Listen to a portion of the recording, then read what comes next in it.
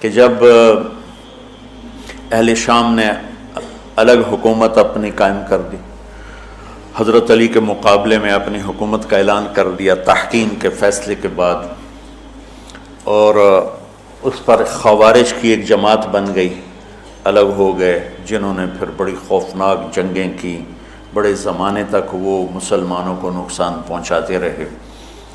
تو 3 خارجی اکٹھے ہوئے کہ جتنا فساد ہے نا اس کی جڑ ہے ایک عمرو بن عاص اور معاویہ بن ابی سفیان اور علی بن ابی طالب رضی اللہ تعالیٰ عنہ، ان تینوں کو قتل کر دو، فتنہ ختم ہو جائے گا۔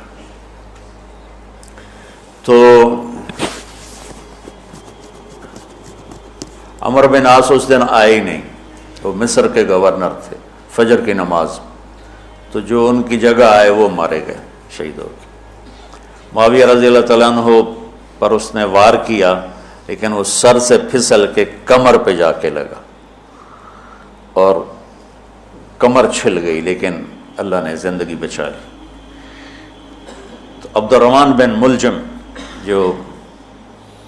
جس نے حضرت علی کو شہید کیا، یہ آیا ہوا تھا کوفے میں، تو لوگوں نے کہا امیر المومنین یہ اس کے ارادے اچھے نہیں نظر آتے، تو اس کو ہم پکڑ نہ لیں۔ فرمان لگے تو مجھے پھر اللہ کی ملاقات کیسے ملے گی؟ میں تو تم میں نہیں رہنا چاہتا، میں تو اللہ سے ملنا چاہتا ہوں۔ حضرت علی کے ساتھیوں نے بڑی بے وفائی کی، بڑی بے وفائی کی، اس لیے میں کہہ رہا ہوں مظلوم ترین ہستی۔ بسر بن ابی ارطاط نے یمن پہ قبضہ کر لیا شام کے لشکر کی طرف سے، اور حضرت عبید اللہ بن عباس رضی اللہ تعالیٰ عنہ کے 2 بچے اپنے ہاتھوں سے ذبح کیے جیسے بکرا ذبح کیا جاتا۔ آل رسول کے 2 بچوں، میں صنعاء میں اس مسجد میں گیا، وہیں ان کی قبریں موجود۔ تو حضرت علی بے قرار ہو کے نکلے کہ چلو اہل شام کے خلاف جہاد کریں، اور باہر شہر سے باہر جا کے خیمہ لگایا رات کو۔ صبح دیکھا تو ایک آدمی بھی نہیں آیا ہوا تھا، اکیلے تھے۔ تو پھر بڑے دکھی دل کے ساتھ واپس آئے اور اپنی داڑھی کو پکڑ کر کہنے لگے تو کب رنگین ہوگی؟ ایک دفعہ بیمار تھے تو کہنے لگے یا رسول اللہ مجھے لگتا ہے میری موت کا وقت آ گیا۔ میں نے کہا نہیں، تیری موت آئے گی جب اس خون سے یہ رنگین ہوگی، جب تیرے سر کے خون سے تیری داڑھی رنگین ہوگی اس وقت تیری موت آئے گی۔ تو اس جملے کو یاد کر کے کہتے تو کب رنگین ہوگی، تو کب رنگین ہوگی۔ چونکہ ساتھی ساتھ چھوڑ گئے تھے تو شدید قسم کی بے وفائی کا سامنا ہوا۔ پھر آگے نسل ذبح۔ آپ نے حضرت حسین کا کربلا تو پڑھا ہوا، لیکن میں نے جو گلدستہ اہل بیت کے بعد میں نے جب پڑھا تو جو اس کمبخت ابو جعفر منصور نے آل حسن پہ ظلم توڑے، اللہ میری ہچکی لگ گئی روتے روتے۔ تو میں اس کی تفصیل آپ کو بتا نہیں سکتا کہ مطلب ہے کہ میرا سر ساتھ نہیں دے رہا، تو ہچکی لگ گئی میری روتے روتے۔ ان کی ساری اولاد کو آخر میں پہلی دردناک سزائیں دی، دردناک سزائیں دی، اور پھر ان سب کو ایک کمرے میں بند کر کے چاروں طرف سے کمرہ ٹائٹ کر دیا، ہوا بند کر دی، گھٹ کے سارے شہید ہو گئے، اس کے تڑپ تڑپ کے سب اس میں شہید ہو گئے۔ اس لیے میں کہہ رہا ہوں سب سے مظلوم ہستی ہیں علی بن ابی طالب۔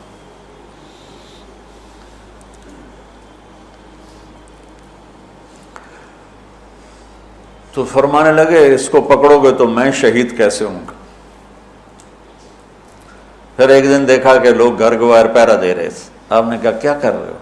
کہا جی وہ آپ کا خطرہ ہے، پہرا دے رہے ہیں۔ کہنے لگے کس سے دے رہے ہو؟ زمین والوں سے، آسمان والوں سے؟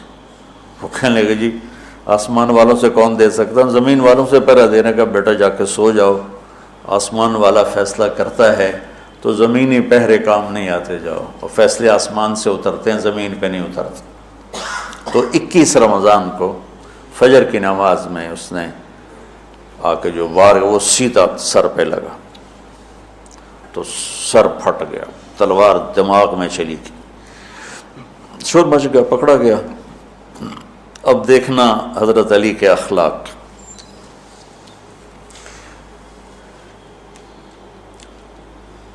لوگ اکٹھے ہو گئے. حضرت زینب کو پتہ چلا تو وہ بھاگی بھاگی آئیں اور رونے لگی، واہ ابتا واہ ابتا. تو وہ کہنے لگا، وہ لوگ کو پٹی پٹی باندھنے لگے تو وہ کہنے لگا ابن ملجم جتنی مرضی پٹیاں باندھ لو، ابھی یہ مر کے ہی رہے گا. اس تلوار کو 1 مہینہ زہر میں ڈبو کے رکھا ہے پھر وار کیا ہے. تو اس پر تو بڑے سے بڑے حلیم کو غصہ آ جانا چاہیے. وہیں اس کا قیمہ ہو جاتا. اور حضرت علی کیا کہہ رہے ہیں؟ بھائی اس کے لیے نرم بستر بچھاؤ، اس کو گرم گرم کھانا کھلاؤ، اسے ٹھنڈا ٹھنڈا پانی پلاؤ. اگر میں زندہ رہا تو میں خود فیصلہ کر لوں گا مجھے کیا کرنا ہے، اور اگر میں شہید ہو گیا تو پھر پہلی میری درخواست ہے کہ اسے معاف کر دیں. یہ بتانا چاہتا تھا، اسے معاف کر دیں. اور اگر اسے میرے بدلے میں قتل کرنا چاہو تو پھر اس کو تکلیف نہ دینا، بس ایک ہی وار سے اس کی گردن اڑا دینا، اسے تکلیف نہ دینا. اللہ اکبر. آپ پڑھیں گے نا صحابہ کی سیرت تو سب سے زیادہ فضائل حضرت علی کے، سب سے زیادہ مقام اور مرتبہ تو ویسی جیسے خلفائے راشدین. سارے صحابہ اللہ کے ہاں مغفور محبوب، ان میں سے 10 مقرب ترین ابو بکر، عمر، عثمان، علی، طلحہ، زبیر، سعد، سعید، ابو عبیدہ بن جراح اور عبد الرحمن بن عوف. پھر ان 10 میں سے 4 محبوب ترین جو خلفاء بنے. پھر جیسے ان کی خلافت کی درجہ بندی ہوئی ایسے ان کے مقام اور مرتبے کی درجہ بندی ہوئی. لیکن فضائل سب سے زیادہ حضرت علی کے ملتے ہیں.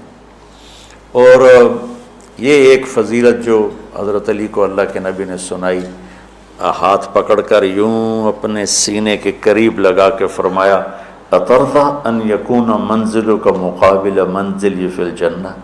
علی تو راضی ہے جنت میں تیرا گھر میرے گھر کے سامنے ہوگا. تو حضرت علی رونے لگے کہ نہیں حضرت میں راضی، میں راضی. تو آج کی رات اس ہستی کی شہادت ہے، فجر کی نماز میں ان کا انتقال ہوا، جن کو میرے نبی نے ابو تراب کا لقب دیا کہ تو میرے لیے ایسے جیسے موسیٰ کے لیے ہارون ہے. تیرا گھر جنت میں میرے گھر کے سامنے ہوگا.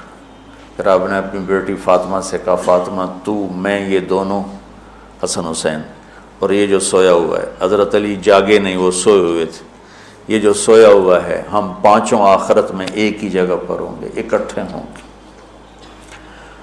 تو یہ بڑے درجے کے صحابہ میں. اور اللہ کی قدرت ہے کہ اللہ نے کسی خالص ہاشمی کو حکومت نہیں دی، کامیاب نہیں ہونے دی. بنو عباس بھی اہل بیت ہیں لیکن ذرا دور سے. ان کے 35 حکمران آئے، 35 میں سوائے ایک کے سب کی مائیں ہاشمی نہیں تھی. پہلے ہاشمی خلیفہ بنے حضرت علی، والد کی طرف سے بھی والدہ کی طرف سے، اور وہ کہتے تھے تو کب رنگین ہوگی، اور موت مانگتے مانگتے یہاں تک کہ شہید ہو کے چلے گئے اور دکھوں بھری زندگی گزار.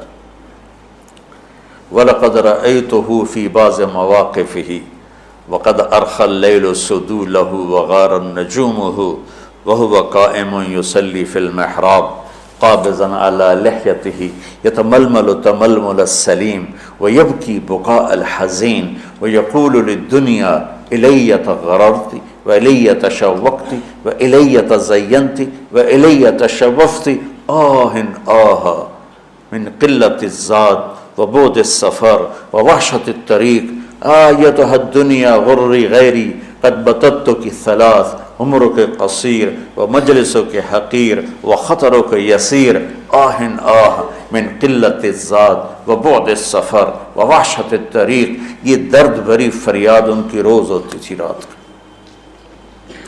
ایسے تڑپتے